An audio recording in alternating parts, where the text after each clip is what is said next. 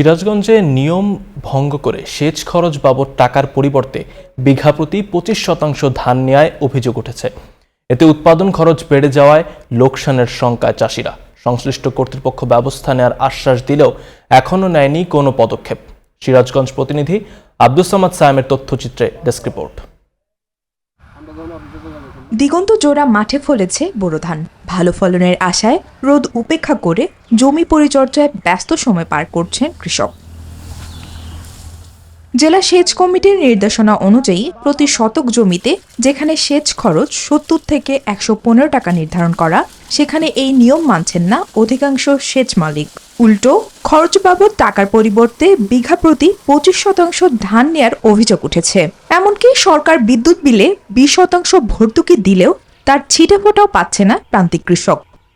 লাভের টাকা এখানেই চলে যায় কৃষক তো লাভের আশায় দেয়ই না। প্রথম দেখে, কিন্তু পরে যখন মেশিনালা ধান নিয়ে যায় তখন তো লাভের মেশিনালাই নিয়ে যায়। বিদ্যুতের সরকার যে ঘাটতিটা, যে ভর্তুকিটা দিচ্ছে, সেটা কিন্তু বিদ্যুৎ বিলের সাথে অ্যাডজাস্ট করা হচ্ছে, সেটা কিন্তু কৃষক পাচ্ছে না। অথচ কৃষককে সেই ভর্তুকি, সরকার ভর্তুকি মেশিন নিচ্ছে, আবার কৃষকের কাছ থেকে যে সেচের টাকার পরিবর্তে ধান, সেটা কয়েক গুণ বেশি ভাড়া হিসেবে নেওয়া হচ্ছে। অবশ্য কৃষি বিভাগ সমস্যার কথা স্বীকার করলেও দায়সারা আশ্বাস দিলেন এ কর্মকর্তা। সরকার নির্ধারিত যে সেচ নীতিমালা আছে সেটি অনুসরণ করা হয়। যারা এটি অনুসরণ করবে না তাদের বিরুদ্ধে কঠোর ব্যবস্থা গ্রহণ করতে হবে। কৃষকদের স্বার্থ রক্ষায় সেচ মালিকদের সিন্ডিকেট ভাঙতে জরুরি ভিত্তিতে ব্যবস্থা নেওয়ার কথা জানান জেলা প্রশাসক।